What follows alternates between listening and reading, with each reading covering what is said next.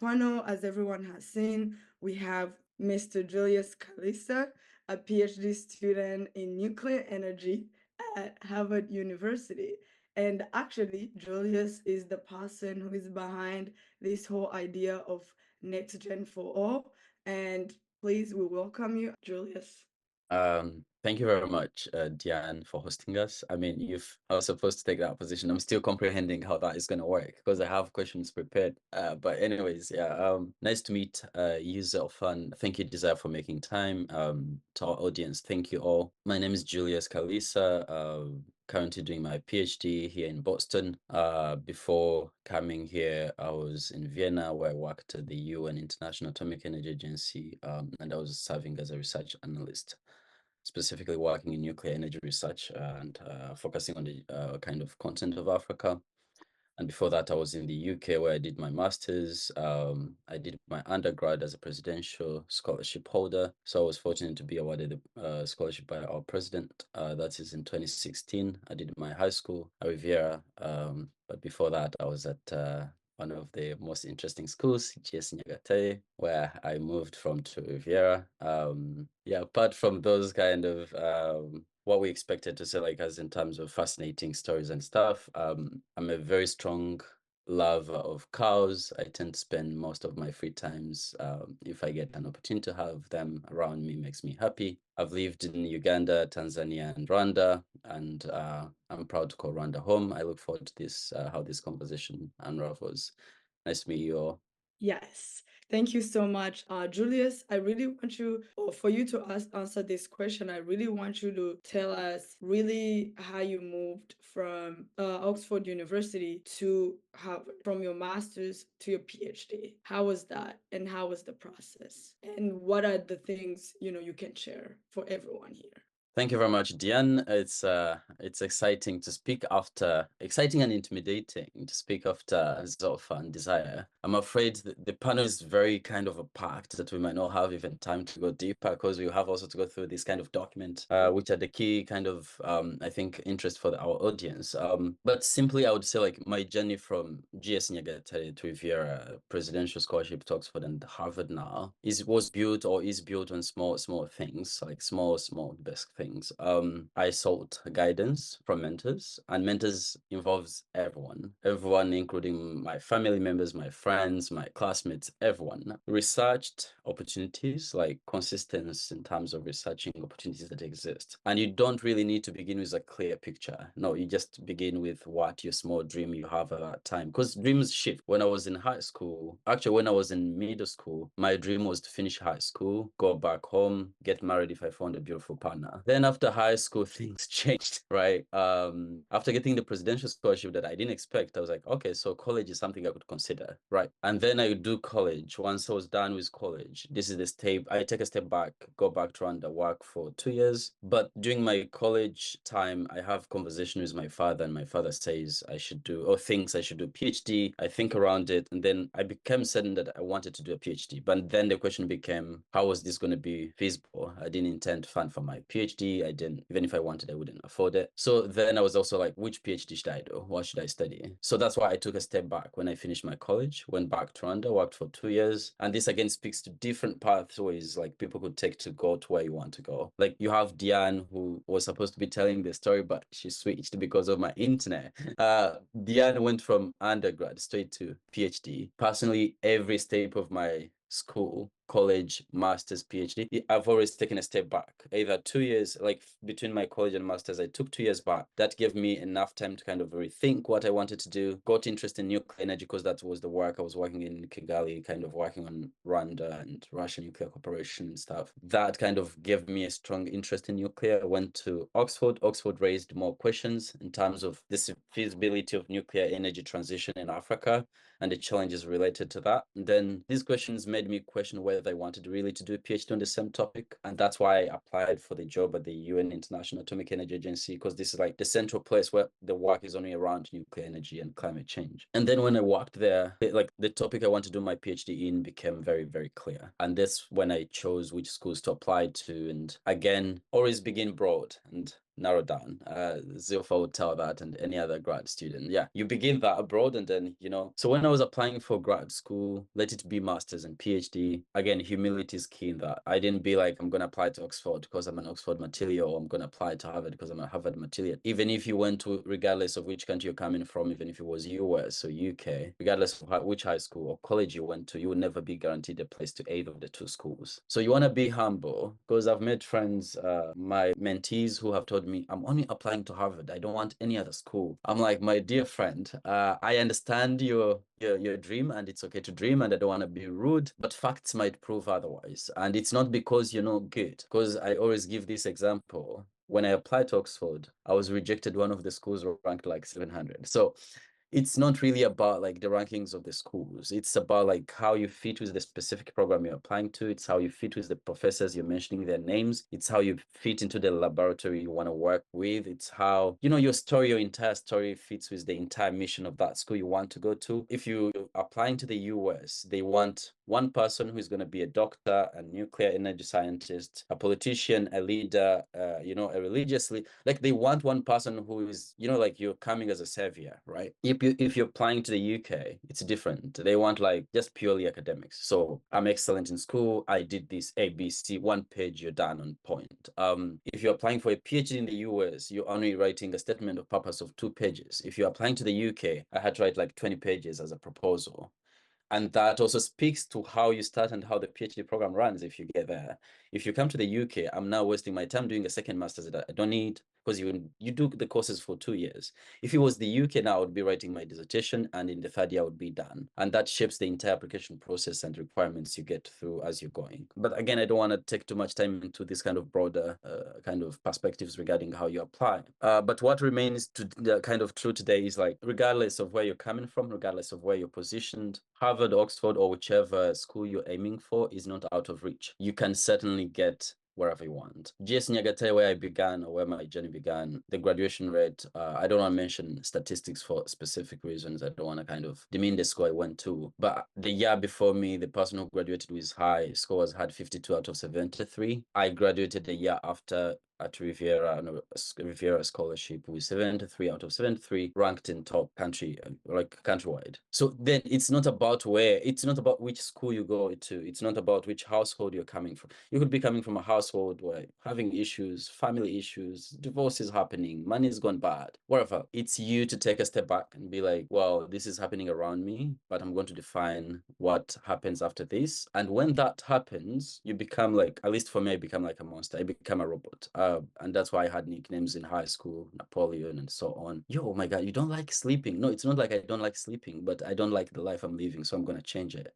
And I think today I've tried to change that. So don't feel like anywhere in this world is out of reach. With discipline, humility, consistency, you will join me here, and I'll be happy to have you before you get your own house. Thank you, Diane. Thank you so much. I really think we have so much to talk about, but the time, but if you want to stay, please stay. And we still have a few minutes, but I want to touch on. I know someone asked, where's the person who transferred from undergrad to PhD? I'm here. So if you have any question, please, I'm happy to answer you. I can talk about this, but I want to say that highlighting that everyone say, like whatever they said, the only thing that everything they're highlighting is, if you want to go to graduate school, you need to think about it. Is master's, is PhD. You cannot jump into graduate school like how we go from high school to bachelor's, right? So I want everyone to know that's the case. And it's not that we are scaring you, but you need to really think about what do you want to do.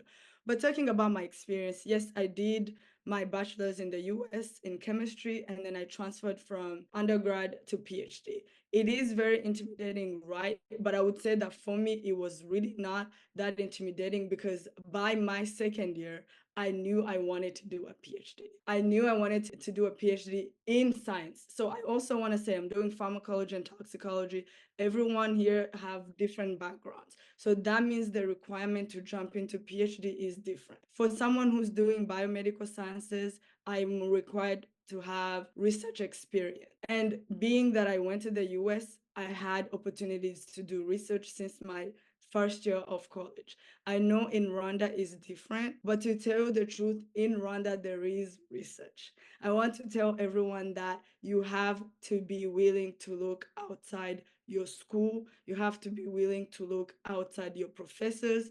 No one can tell me that Rwanda does not have research going on. There is, you have to knock on doors. The first time I got my research opportunity, I knocked on someone's door. No one came to me, oh, come and work for me. No. I knocked at probably like 20 professors and I was like, I want to be in a lab. Please give me an opportunity. So, and you know what? Some people didn't even respond to me. So, that is something that I want everyone to take out of here. Knock on people's door, ask questions, ask for opportunities. So after like putting myself into that type of research, already in my second year, I knew I wanted to do research. I didn't know what topic actually, but when I left Rwanda, I wanted to be a forensic scientist. That whole dream was crushed because I didn't get scholarship to do forensic science. I ended up in chemistry, but I knew I can go back to forensic science. So I looked up what programs can I do to become a forensic scientist. I got admission in masters in forensic science. I got rejection in all the PhDs in forensic science, but I knew I cannot put my eggs in one basket. So I had also applied in other PhDs that can allow me to do forensic science work. And why am I mentioning this? Do not have your brain stuck on, oh my God, I want to do chemistry, or let me see, gene editing. That's an example. Oh, if I want to do gene editing, I don't want to look at anything else. No. In PhD, you can come as a pharmacology PhD and do pharmaceutics, which I'm doing. I'm completely doing pharmaceutical science, not pharmacology. So please like be open-minded and learn how that works.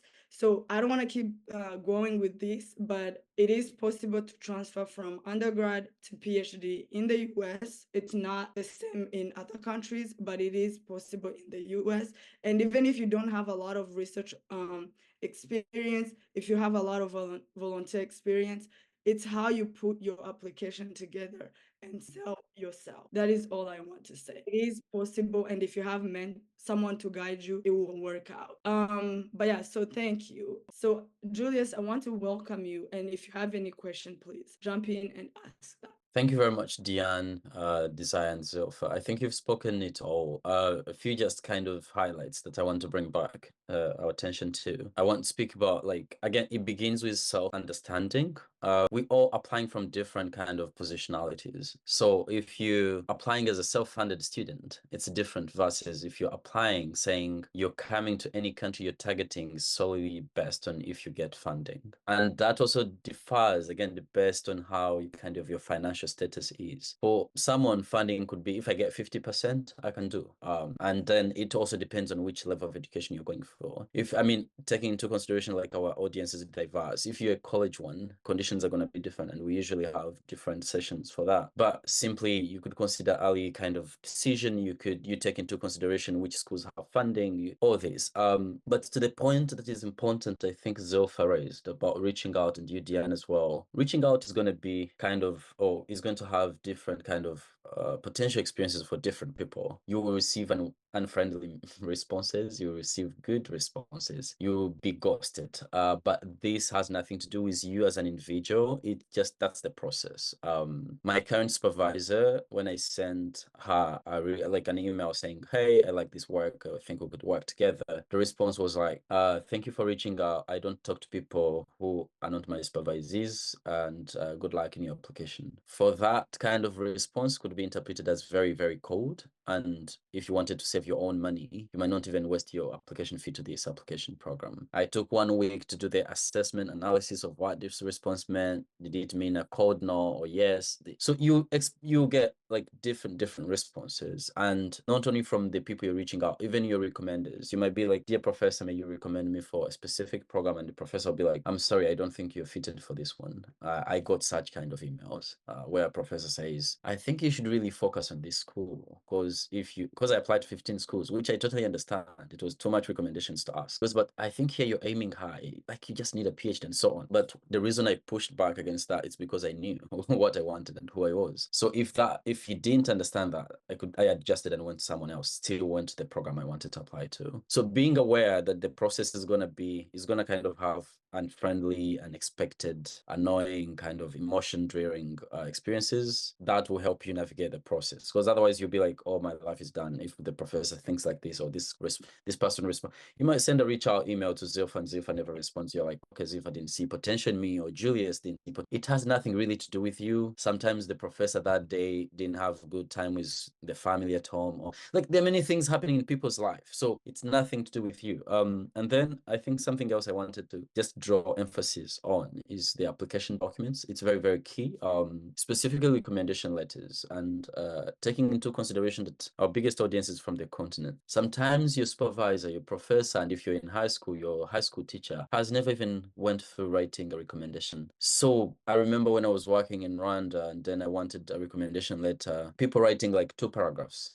Dear, I know Julius, to whom it may concern. I know Julius and please help him. And this could work in the context of Rwanda. I don't blame this person, because yeah, in Rwanda this works by saying, oh, this person is recommended by Julius. Oh, Julius is a high profile, so this makes kind of this recommendation strong. No, here it's not about who recommends you. It's more about how strong is the recommendation letter, and how does that align with your personal statement or statement of purpose or whatever. Like imagine Diane speaks like I'm interested in kind of toxicology or whatever research topic is, and I've done work in this and this, and the recommendation letter comes saying Diane is very good. She plays football. She's been like, she loves, like, these are all good comments about Diane, but really they don't add any value to Diane's application and given a statement. So you want to make sure, I personally make sure, like, you can't give a recommendation letter about me before I see, if necessary. Like, I'll make sure, like, at least even if you don't show it to me, tell me or give me a general overview of what it is about. If I feel like I have any sense of doubt that you'll give a bad recommendation letter on my behalf, I'll never add you as my recommender, because that's a red flag. So making sure, like, support these referees, because if you're asking like 10 recommendation letters, they won't have time. You're literally giving them a part-time job of writing you recommendation letters, which they're not paid for. So if they're willing, you could draft and give them the drafts that they could work with, or you could give them your personal statement, which I strongly recommend, and be like, this is my personal statement, because that makes their work easy when they're kind of writing you reference letters. Because otherwise they'll just write what they think is of you, but they don't know what you've included in your application, and that's going to be a mismatch, and that kind of makes your application quality go down. So I think bring everything together, you get setbacks through the process, but make sure your documents are aligned. Personal statement, CV, recommendation letters are aligned, and have many eyes as possible. Be humble, regardless of how good you think you are in writing. You're so terrible. So make sure you're just humble. Yeah, send your your documents to people. Begin with your closest friend you think is dumb. Upgrade from that friend to another friend you think is, according to your whatever judgment, subjective judgment, that you think is better. At least have 10 people to look at your personal statement. It doesn't mean their responses or their feedback should be integrated into your essay, because reading involves interpretation. The reason you're giving your essay to people to read it, you want them to see what they're understanding, if matches with what you wanted to communicate. Necessarily, it doesn't mean they should make you change your essay, but you might write an essay intending to present A and people read C. And then that tells you whether to adjust your, like, English is our second language. That might inform you on how to adjust your essays. But I don't want to take the whole time. I mean, again, make sure you make use of Zilpha and Mohozi. These people have experiences to give us. Julius, you go ahead and please surely talk about how is your financial aid when you came into the PhD at Harvard, and just 1 minute, 2 minutes, talk about your financial aid. Thank you very much, Diane. And again, thank you to the audience that sticked by. So speaking of financial aid, before I go further, I think I want to also, like, I don't know if I did earlier, but I wanted to say a point that I think I forgot, which is about the application fees. So if you're applying to the UK, most of the schools, there's no application fees. Same applies to Europe. If you're applying to the US, application fees are required. But if you do plan your application process earlier. This is where like planning early in time helps. Application fee waivers are common things that happen in the US. So you can always apply for application fee waiver. And if you're from the continent, you're likely to get one. Some schools will definitely say like, no, we don't give application fee waivers to international students. It's only to American people who come from veterans, family, and so on. But give it a shot. Let them reject you. So don't say no to yourself. Someone who let them say no instead of you saying no to yourself. That was just something small I wanted to highlight. So if you plan ahead of time, send out emails to the admission office, be like, I'm considering applying to this program. Some of them will say, send us a copy of your personal statement, all right? Because they want to see if they're even giving this code to someone who's worth it. So before you send that email, be sure. Don't be bored at home and just send, like my friends I see who send me an email, like a message saying hi. I respond like hi, and then they'd be like, how are you? I'm like, I'm fine. I'm like, so imagine if I was to respond to this hi, hey, hi, hi. If you send me an email on message, make sure you send the key message you want me to read. Because if I open that message and then I find like there's nothing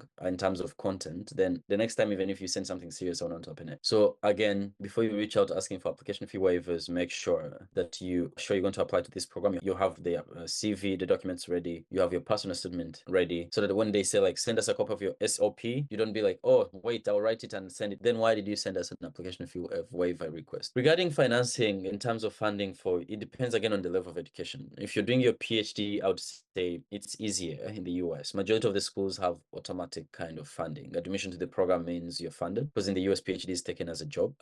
At Harvard, I was lucky I got a presidential scholarship, which made my funding like a kind of more generous and more compared to other maybe schools and so on. But even if I didn't get the presidential scholarship, I would still be able to and when I say presidential, I mean Harvard presidential, not like, yeah. So even if I didn't get the presidential scholarship to Harvard, still the PhD stipend would be enough for me to survive the year. So it depends on which level of education. So majority of the schools in the US, definitely they are funded.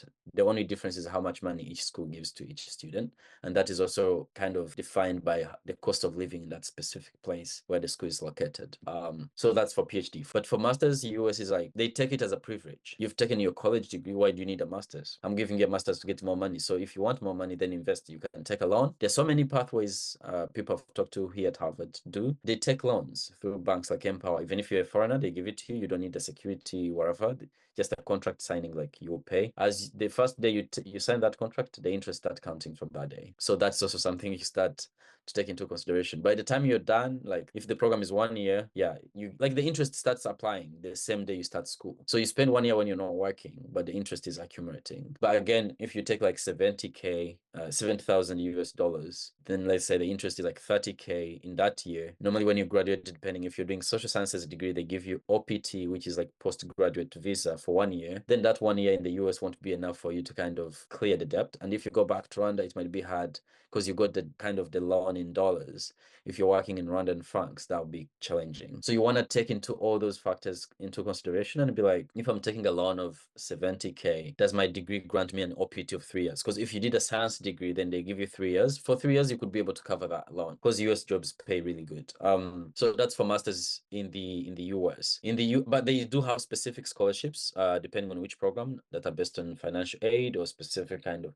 For example, UC Berkeley has MasterCard scholarship. At Harvard, depending on which program, if you're doing like LLM, Master of Laws, they have scholarships for Africans. So again, this comes back to you need to familiarize yourself with the school and the program you want to apply to so that you know what existing, like you have to exhaust all financing kind of pathways that exist. If you're going to the UK, like these days, there's a lot of scholarship. MasterCard scholarship to like they take like 70 people to Oxford and Cambridge. They have like a MasterCard scholarship to Edinburgh. So again, the earlier you do this research, the more you find out which scholarships you're applying to. If you're going to Europe, then if you're doing a master's, that's Erasmus Mundus scholarship and other many kind of country-specific scholarships like Poland scholarships. But normally Poland scholarships are never full, except the 3 ones that they're specific to government of Rwanda partnership. So make your research to be sure you know what specific requirements you need. For college, it's more, I think, challenging. It's more based on your academic kind of exceptionality. If you get admitted into big schools like Harvard, if you're in college, you automatically be funded. So the big part is kind of getting admitted. But if you have any follow-up questions from the audience, I'm happy to answer. Yeah, thank you so much. I'm going to welcome question. Jocelyn, you've had your hand. Please jump in.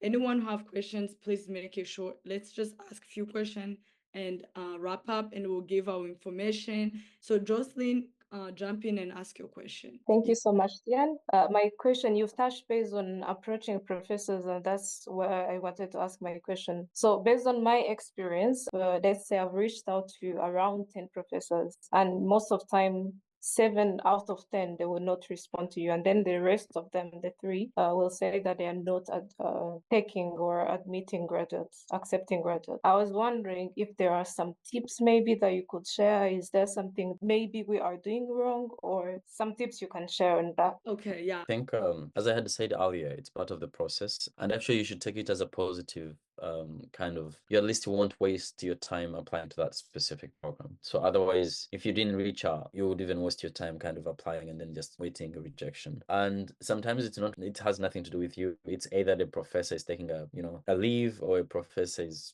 like you're working on Africa and is not interested in Africa. So it's always about the subject matter than you as a person and the professor. So it's like, if you're doing something that really aligns, the way grad schools work here, a professor will bring you in if really they think you're coming to do something that benefits them or benefits their work and also benefits you, because they don't want to bring you into the program, then you reach there and be like, well, there's nothing to support me here, I'm learning nothing, because that will be a failure in the school. So that's why they could be sometimes kind of hesitant. But I would suggest the way you go around that is like, then refine your search again. So if, let's say, professor from school A didn't respond, you could look into another department in the same school, or completely leave the school and look for another school. There is nothing wrong with that. But Julius, I want to give you this floor, and you can close up and tell people who we are and what we are doing. And for people who are here for graduate school, look up for application, because we want to help you. Thank you very much, Diane. Thank you, our audience. Everything we do is for you, and it's you to define how we do it. After this session, Tim is going to send you a feedback form. Please fill it, because it helps us understand how we kind of we could help you better. Our entire kind of foundation, the reason why we thought of Next Gen. Personally, I navigated different challenges as I was navigating access to these opportunities. Right from high school, where we didn't have a computer or laptop, and you didn't know which school to go to, had like a green light from like funding and good grades, then end up going to techie, which is not wrong, but I think I could have gone to a better place in terms of school rankings and stuff. And this for me was a result of lack of access to information. And now that I'm in that position, which in the US they tend to call privileged position of having access to all these opportunities and resources, if I would keep it with myself, I found that being selfish and non-Rwandan, and as in kind of represent the values of being Rwandan. And that's the purpose of Next Gen. It's like mobilizing people who have managed to cross the bridge, to kind of give a hand back to people who are behind, who are willing to come here for free. And it will be, I want it to be sustainable in the sense like it's not run by Julius, by Rwandan people, both who are in Rwanda and both who are outside Rwanda. So those who are outside Rwanda who have something to offer, you offer something. And for those who want something, you at least know you have one stop post where you come ask any question you have regarding whatever confusion you have. And it's okay to have a confusion. Let it be career guidance, let it be, school applications, let it be opportunities, specifically a platform for the youth to kind of, speak their voices regarding what they think they need, and bringing those with experiences, speak to them to kind of motivate them. If you feel like you're down the tunnel, then a story like Diane's or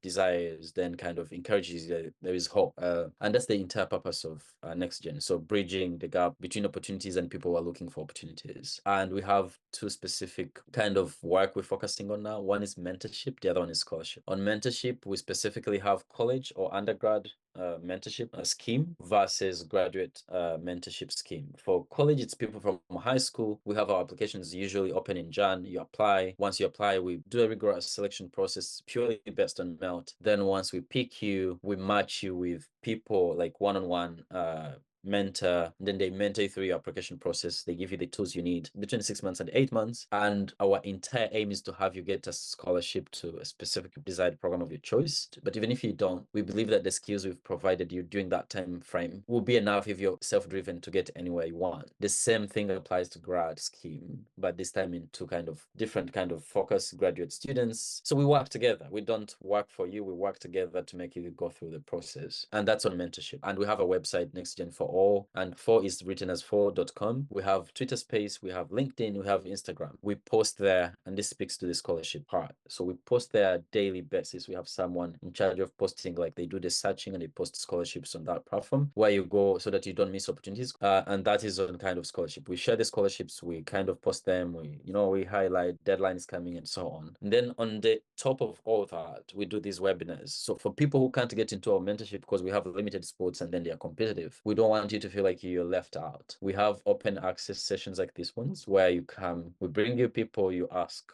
any question you want, they talk to you through their experiences. We send you Google Forms to tell us what you want them to talk about next time. And we usually meet every 2 weeks. And in future, we plan even to increase the meetings, to have like webinars. So even if you don't get into our mentorship, you're not excluded. You're still included in terms of you have access to the people like Desire, Diane, and others. The future of this, we intend to even have like resources such as SAT, GRE prep books on our website that are free of charge, whereby if you need SAT and TOEFL and GRE, you don't have to go pay like the consultants in Rwanda. Not in terms of making them lose jobs, but for those who can't afford it, really have a place where they can go and be like, if we go here, we find these kind of resources. So basically that's it. Again, go to the website, you'll find more information. Give us feedback on what you want to be included and what you think we could do better. And with permission of our associate director, Diane, maybe pass it to you back or to Rachel. God bless you.